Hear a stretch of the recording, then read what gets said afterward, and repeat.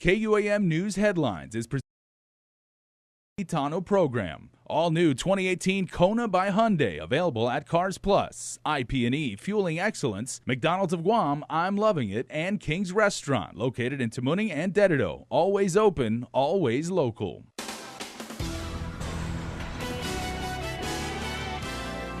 Ahead on primetime, a social media scare had local police on alert. The latest with the active shooter threat called directly in to 911. Plus, the governor speaks out about his 15 minutes with President Donald Trump after Air Force One landed on Anderson. And is the H-2B crisis finally coming to an end? The latest as more than a dozen new workers come to the territory.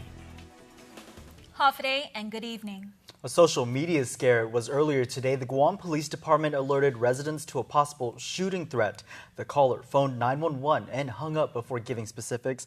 While the proper authorities were activated and residents urged to stay guarded, one man found himself under fire. Specifically, his photo had been heavily circulated over social media, alleging he was the caller who made Wednesday morning's threat. Today, he speaks with KUAM, hoping to clear his name. It was a scare for the island, but no one panicked more than this man's family. My mom's calling me from the States. She's crying because she's worried about me. Then I have my brother is calling me, my sister's calling me, my whole family. My wife she came to my job site to make sure I'm okay. And I appreciate that. John Paul Cruz Salas assures residents he is okay. More importantly, he says he's not the caller who phoned a shooting threat to 911 earlier today. Salas's photo had gone viral shortly after residents were alerted of the threat. This photo depicting him holding a gun, he says, was taken last month. I just wanted to clear my name, so my friend was actually like, hey man, let's make a video of you. You know, I will send it to Facebook and it's going to go everywhere. This is the video that followed. Salas hoping it will go as viral as quickly as the first. Buenas and Hafaday, si John Bodoki, Salas. The photo that's going around, that is me. But I have no intentions of doing anything to hurt anybody. It ain't me. There's nothing else I can say, but it's going around saying that I'm the shooter. His follow-up video clearly showed him at his job site. That's how investigators found him this afternoon. I already spoke to the detectives. I cleared my name with them. Salas, meanwhile, has learned a valuable lesson from this experience. He tells KUAM he had sent that photo to a group chat weeks ago, but deleted it immediately after. By then, someone else had saved and sent it. Because I don't need people being afraid of me. I really ain't that hard to get along with. It is my fault as well. I can't say I'm innocent here, but it is my fault for posting it on a group chat that has 173 people on it, and I don't know majority of them, you know? So that's my fault. Residents are advised not to circulate unverified images to avoid further confusion. The Guam Police Department, meanwhile, is working with local and federal law enforcement to investigate. GPD will also increase police presence at the Chamorro Village Wednesday night market this evening. They ask that residents report any suspicious activity. If you see something, say something. Well, Chris, it was another social media post going viral overnight. A skimming device found on an ATM at the Micronesia Mall food court. Tonight, we speak with one eyewitness. Now the feds have released the accompanying surveillance footage in hopes a viewer at home can help identify the suspect. Do you recognize this man? He's believed to be connected to the skimming device found on a Bank of Guam ATM earlier this month. This video was provided by the Federal Bureau of Investigation Guam Field Office and released to Island Media today. As you can see here, the man is caught on camera placing the skimming device on June 5th.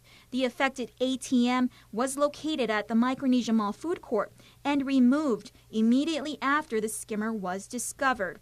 KUAM files show the reporting party went straight to police, but not before being approached by the suspect, who insisted that he take the device to police. He eventually walked away without incident. Witness Carmelita Bernal spoke to KUAM this afternoon. She had been in line to withdraw cash when she observed the woman in front of her struggling to retrieve her card from the machine.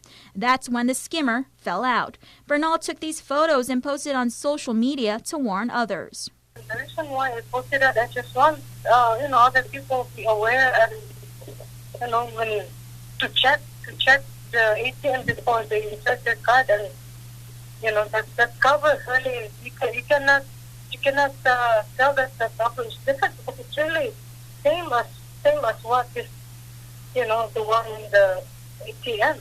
I thought it's not happening here in Guam.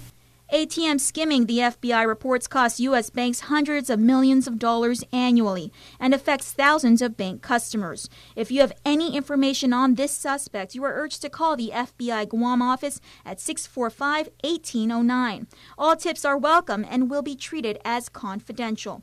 Meanwhile, the public is urged to stay vigilant. The FBI has released the following tips to avoid falling victim to skimming. Inspect the ATM, gas pump, or credit card reader before using it. Be suspicious if you see anything loose, crooked, or damaged, or if you notice scratches or adhesive tape residue. When entering your PIN, block the keypad with your other hand to prevent possible hidden cameras from recording your number. If possible, use an ATM at an inside location. Be careful of ATMs in tourist areas. They are a popular target of skimmers. And if your card is not returned after the transaction is completed or after hitting cancel, immediately contact the financial institution that issued the card. In an earlier statement from Bank of Guam, they reported all their ATMs were inspected and no other machines were affected by the skimming devices. Again, the number to call if you have any information on the suspect is 645-1809. You can also call Guam Crime Stoppers at 477-HELP. Yeah, make sure to check those devices when you're pulling out money. Well, over 6 pounds of the drug ice in the mail. Federal search and seizure warrants filed in the District Court of Guam this week show 2 major busts in May. The first package was sent to Chalampago home and contained 459 grams of meth. The second package, which was addressed to an agate home, contained more than 2,000 grams. Though recipients' names are shown, no arrests or charges appear to have been filed. An airport cop charged for opening fire during a high-speed chase from Tiedson to Harmon is off the hook for now. Last year, Vincent R.Q. Castro was charged with multiple counts of felony aggravated assault and reckless conduct as a misdemeanor. Those charges were recently dismissed without prejudice. The motion was filed by prosecutors who cited difficulties prosecuting Castro while criminal cases are pending against the alleged victim. The victim in his case is Joshua John Onslon Mesa. Earlier this year, Mesa was arrested and charged for a package containing 56 grams of the drug ice. History made during the Singapore summit, and now you can add Guam to that agenda. This after President Donald Trump briefly stopped on Andersen Air Force Base early Wednesday morning. Yeah, and for about an hour and a half he was here. The White House also making a last-minute call to Governor Eddie Calvo to meet Trump aboard Air Force One. The presidential aircraft landed on the military base just after 2 o'clock Wednesday morning. Trump's short stop on Andersen Air Force Base followed the historic summit in Singapore with North Korean leader Kim Jong-un. I'm feeling very good about this summit meeting. And for all of you, the people of Guam, and I made mention that to the president, you know, we are one territory that has felt war because we have been invaded. There are people still alive here today that were under enemy occupation. You have now an administration where they believe that in worst case situations, when there are a threat to our island and our people, that the United States government and our president is there to back them up. Governor Calvo wasted no time once getting the call to meet with POTUS. It was important for me to meet with the president, especially in light it's been nearly a year that he gave that phone call, you know, giving assurances that he was behind Guam 1,000%. A member of his press corps even snapping this image as Calvo boarded the plane. Here's a president that knows that we can't even vote for him. And his first question to me is, what do the people of Guam think? I think that's the kind of president folks in the territories need. The discussion lasting about 15 minutes on board, Trump getting right to the issue of how the people of Guam are doing since enduring the direct threat last August from the north. A concern discussed now that Trump and Kim have signed a peace agreement. I'm happy that the president saw fit to come to Guam and to want to advise me of his thoughts on this. Calvo also praising the president for an accomplishment no other American president has ever done before. Frustration shared even after he says former President Obama brought the THAAD missile defense system to Guam. Calvo saying it wasn't enough. Things got worse. There were more explosions and testing, stronger yields, more missile tests with higher altitudes, which means farther distances. So Chairman Kim took us to the brink. Trump said the sanctions on the North remain as efforts move forward to completely denuclearize the Korean Peninsula. Calvo speaking on the decision to end the war games with South Korea. The reason why Kim Jong-un put Guam in the bullseye was because of the B-1s that were making those trips, circling the Korean Peninsula and coming back. The pair even snapped this photo documenting their meeting before Air Force One took off towards Hawaii. And you can hear more from Governor's discussion with Trump on KUAM's Facebook page. Calvo also says for now there are no plans for Trump to make another visit to the territory, but he does plan to visit Trump in D.C. before the end of his term to go over other issues related to Guam. Meantime, Congresswoman Madeline Bordallo stated she welcomed the talks during the summit in Singapore. Though she welcomed steps towards peace, Bordallo expressed disappointment that the agreement did not address North Korea's horrific human rights violations. She is also concerned with the president's statement that the U.S. would withdraw our service members from South Korea, which she notes has been an important deterrent to aggression in the region. The president of the Korean Association of Guam welcomes the news of a Trump-Kim agreement for the denuclearization of the Korean Peninsula. Park Jae-moon says he believes his members are optimistic about the surprise development. Everybody very happy, my, friend, whatever it is, everybody Korean people is now is very, very, very happy. Jong-un open the business, go to North Korea, South Korea together, open everything, open. Very happy that everything up to the business too also. Park believes Kim Jong-un is young and smart and will keep his promise of nuclear-free peninsula. The two Koreas have been divided since the end of World War II and technically have been at war since North Korea first invaded the South in 1950. Asked if there's still hope for an eventual reunification of the two Koreas, Park paused and said, yes, maybe. Local officials are welcoming the arrival of more than 40 new H-2B workers as much needed help for the construction industry. The number of foreign skilled laborers had dwindled to zero from 1,500 after the USCIS began rejecting nearly all applications over the past 3 years. Nestor Lecanto reports. The first batch will be employed by the PHC Corporation for construction work on Anderson Air Force Base. Greg Massey of the Labor Department's Alien Labor Processing and Certification Division. Well, it's good news. It's a start. It is a little bit easing of the labor pains that we've had. And as more workers come in, I think there's going to be more confidence and, hopefully, some of these projects get moving. More than 650 H-2 labor applications have been approved so far as authorized under a provision of the defense spending bill known as the NDAA. But Massey says they still haven't seen a big surge among contractors despite all the work that's coming up. Right now it's going to be more relief for the military projects, but those are still good for Guam. We're still getting tax money from, off those, and it still benefits the island and hopefully frees up some of the U.S. workers from these federal projects to go out and work in the outside projects. The NDAA worker approvals apply only to military projects and not for work outside the fence. Local contractors filed suit against USCIS to revert back to the process when most H-2 labor applications were approved. They won a recent district court ruling, but that's been appealed and further litigation is pending. Massey believes contractors are still worried about getting rejected because the H-2 application process is costly. It's not like you just fill out a form and send it in. It's a lot more complicated than that. So employers typically don't want to engage in that unless they've got some certainty that they're going to be able to actually get a good result. Massey says the newly arrived workers still need to be processed and issued foreign labor ID cards before they can start work. For Guam's News Network, I'm Nestor Lecanto. Congresswoman Madeline Bordallo authored the NDAA provision authorizing up to 4,000 H-2B workers for military-related projects. In a statement, she said she was encouraged by the arrivals and pledged to work on a broader solution to benefit our entire civilian community outside the fence. Stick around for more news here on Primetime. You're watching KUAM.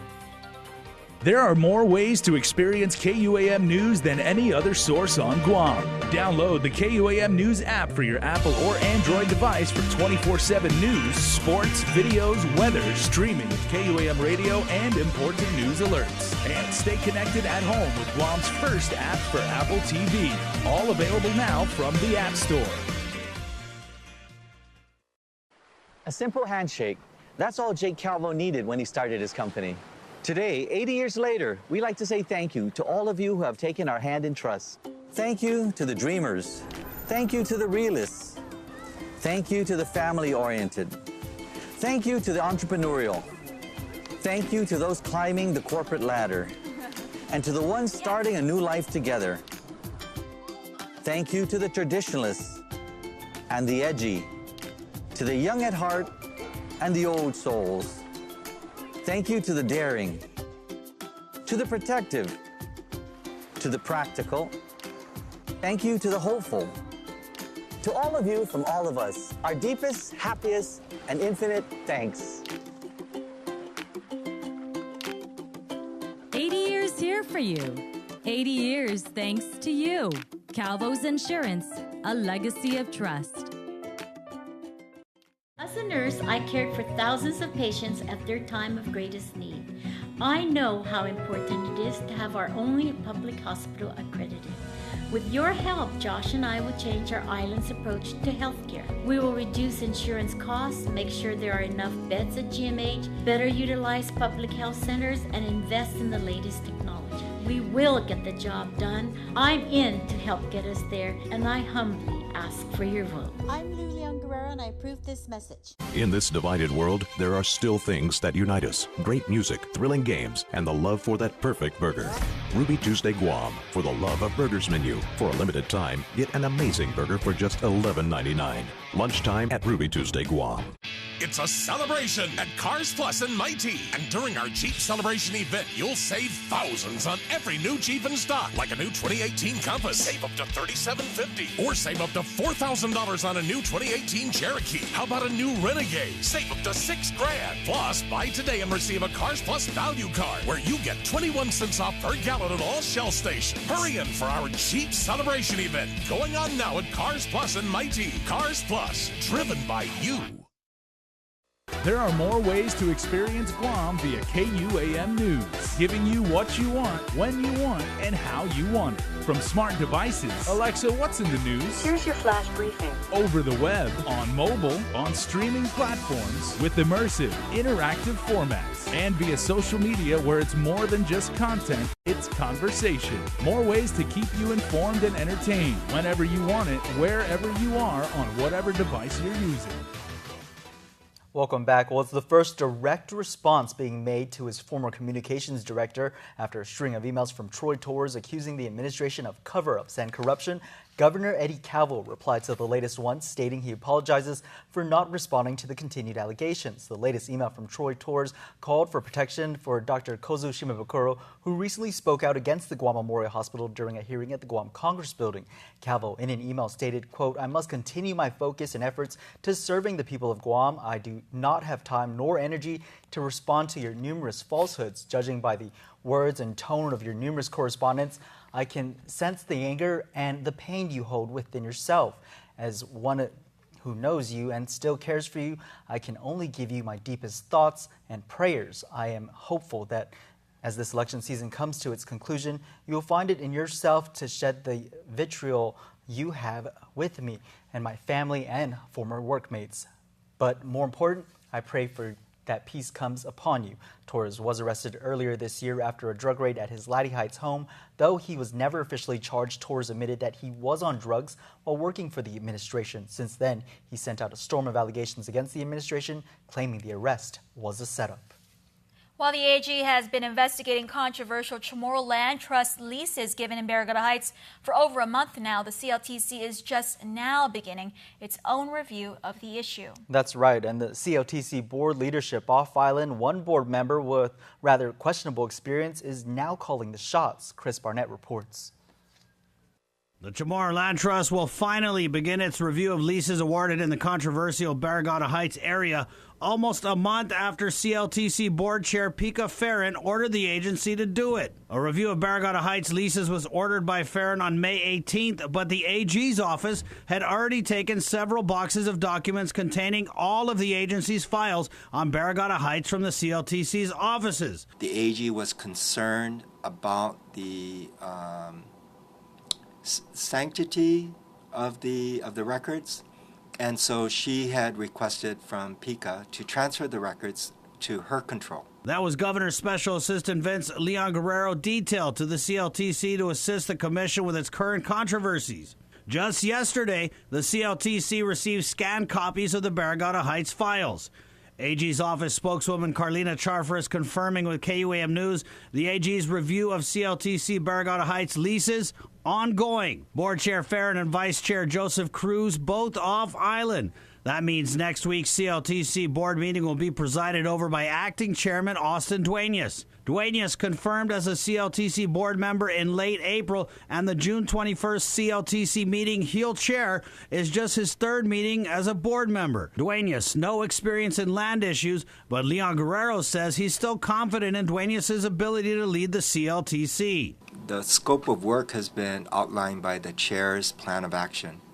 And so, anybody can review that and make sure that we're making progress towards that. You don't need to have long-term experience on CLTC to be able to carry that through. Chamorro Land Trust in the process of reviewing all leases and determining how to move forward using the AG's opinion as a starting point.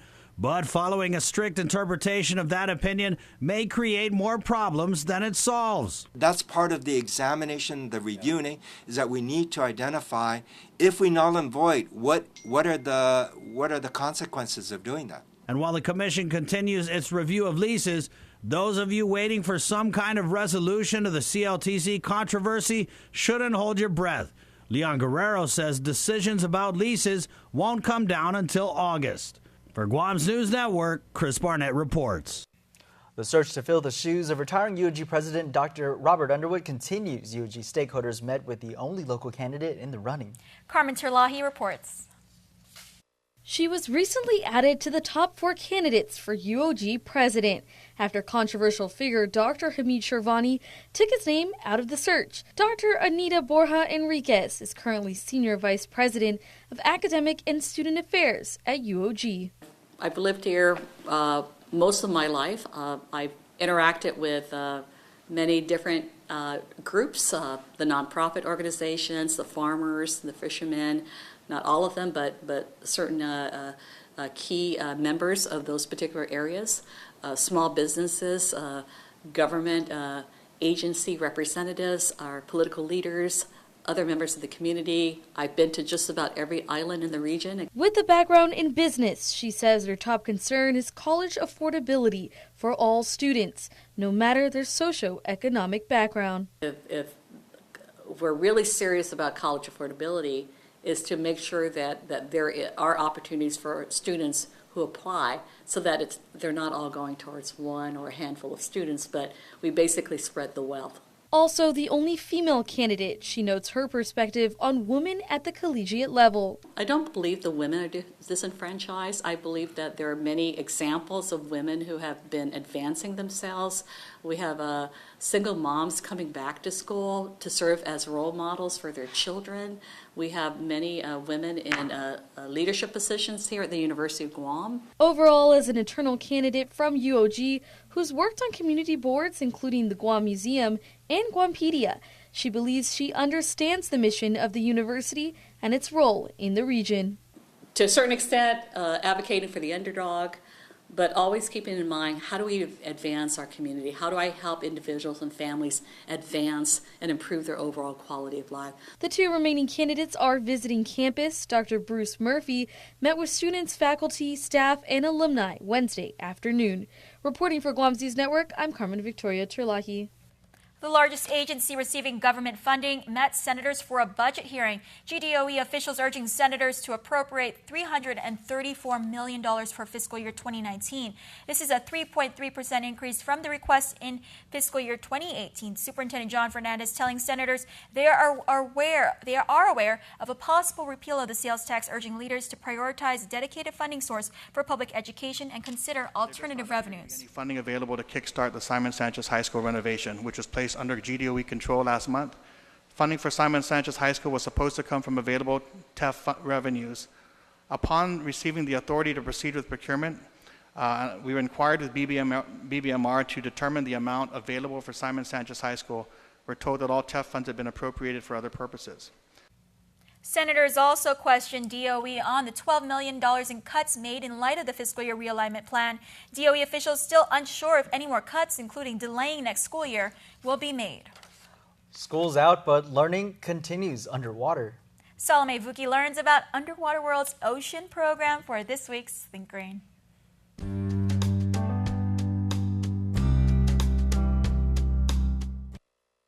Underwater World is beating the summer heat, starting soon with a camp starring fun, ocean-oriented classes and activities for children ages 5 to 11. Educational Associate Lisa Snodgrass. So our first week is Crazy Coasts, and then those sub-themes are going to be things like coral reefs, mangroves, waves, and conservation as well. The camp aims to teach kids about ocean wildlife and includes educational activities that support a greener Guam.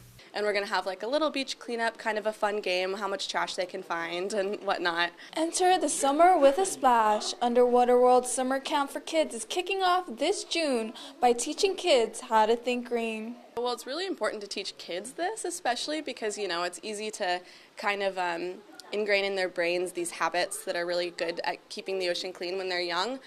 The classes start June 25th, Monday to Friday from 8 a.m. to 4:30 p.m. For this week's Think Green, I'm Salome Vuki.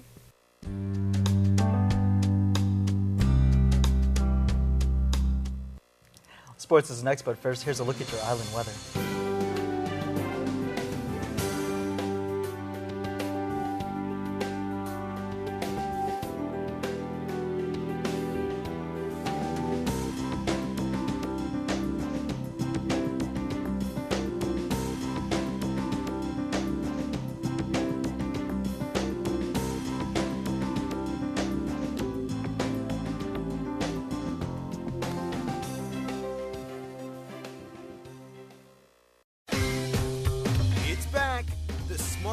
Super Sale event. Enjoy huge savings on our most popular Samsung Galaxy smartphones. But this offer won't last long. So drop into a GTA store today.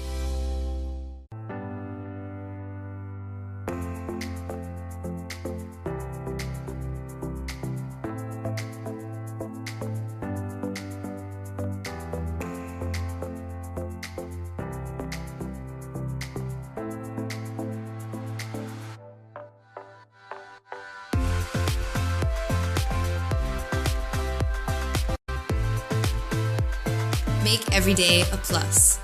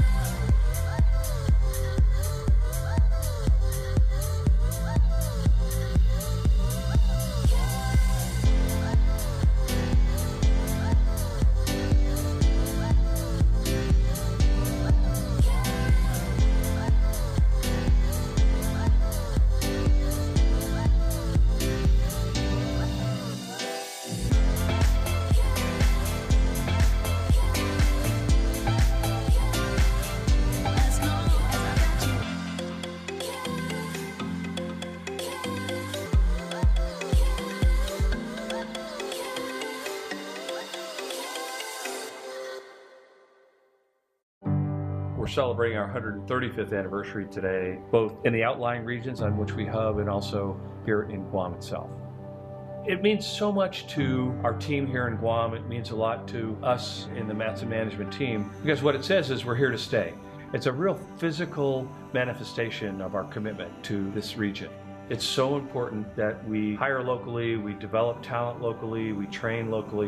What's been a wonderful addition to our approach there is that many of the people who started off in Guam have gone off into significant leadership roles elsewhere in the company. This is our headquarters here in Guam in Micronesia. And when we talk about putting down our roots, it's not just doing business, it's about everything we do with our friends, our customers, and our employees. I believe that nobody can replicate what we do, and that's why we have such a great team and such a great service and why we're successful. This is our home, this is our life, and we're happy to make a difference in everyone else's life. KUAM Sports is presented by Triple J.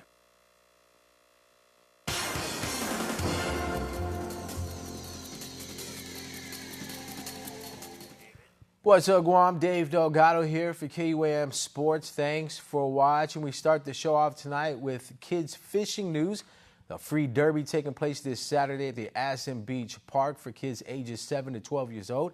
All you have to do is register before noon Friday down at the GAWR office. Check it out. The Department of Agriculture, Division of Aquatics and Wildlife Resources, Sport Fish Restoration, with the assistance from the National Park Services, is hosting the 2018 Kids Fishing Derby this Saturday at Aspen Beach Park. The derby is open to kids ages 7 to 12 years old. Participants do need to bring their own fishing gear, rod and reel, and bait or lures or whatever they're going to use.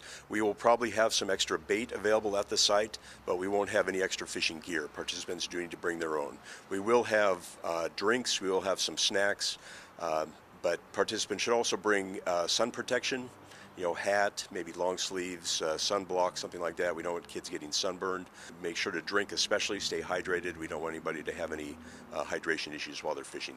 To register, head down to the Department of Aquatics and Wildlife Resources office in Manilao and make sure to bring a photo ID and proof of age for a participant. This event is a catch and release derby. What that means is kids will catch fish, but then they let them go again. There's a conservation message that comes with the derby. Usually, most of the fish these kids are catching are young fish. They have not yet reproduced. I like to let them know, catch them, but let them go, let them get big enough to reproduce, and then catch them to keep. If you do that, you allow another generation of fish to be bred, and then there'll be fish to catch in the future as well. Participants should be at the Aspen Beach Park by 7 in the morning and must attend the mandatory briefing before the start of the derby. Kids will be competing for the longest fish, most fish, and longest trigger fish. We'll have trophies and prizes for first, second, and third in each of those categories. But every participant will be given a raffle ticket, and every kid is going to win something. Everybody will win. A lot of them are fishing gear, fishing-related things, but we have support from restaurants and recreational activities as well. So every kid will go home with some prize. For more info, you can also email Brent Tibbetts at gmail.com. Spend a couple hours outdoors with the family, get to enjoy this beautiful island that you live on. We will have land-based activities for kids who are not fishing or parents. There'll be some things for them to do as well. So even if you have younger siblings who aren't old enough yet, there still will be activities for them too. But it's just a nice way for the family to spend some time together Saturday morning. In soccer news, the Venue Slay walked away with the championship match trophy from the W2 division of the Bud Light Women's Soccer League. The Venue Slay defeated the Venue Sidekicks 1-0. Congrats to the Venue Sidekicks on a successful season as newcomers to the league. Awards were presented by GFA Executive Committee member Gian Tenorio and Ambrose marketing manager Jojo Camacho. The Venue Slay goalkeeper Tamara Shimizu took home the championship match MVP plaque after shutting out the Venue Sidekicks in the title game. The Venue Slay's Brianna Benito won the Golden Boot Award after scoring the most goals in the regular season with 16 in 6 games. Well, that's going to do it for sports. We're back right after this. Where will your sip take you?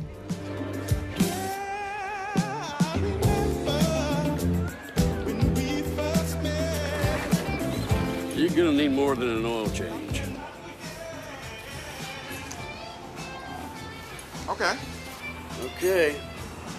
Try our new slushies at McDonald's. Tropic Twist, Blue Raspberry, and Cherry Limeade. Perfect for summer, for a limited time. As a nurse, I cared for thousands of patients at their time of greatest need.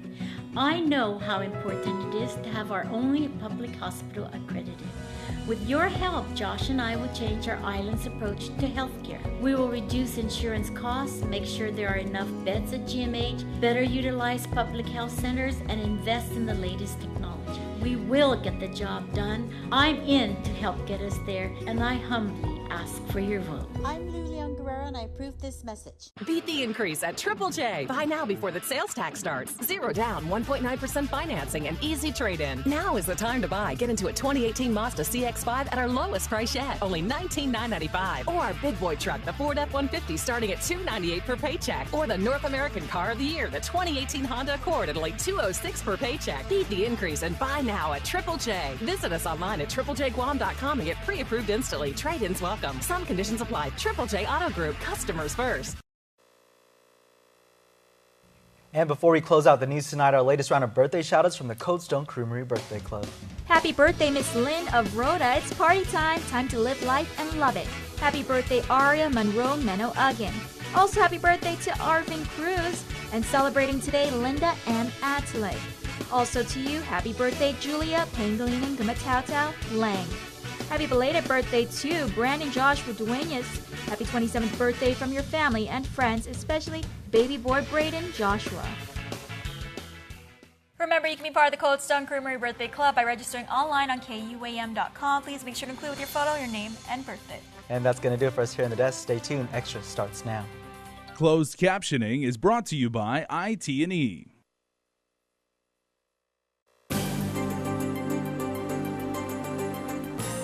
Hey, thanks for sticking around for KUAM News Extra. In our lineup tonight, we'll talk to the Guam Hogs Motorcycle Club celebrating 25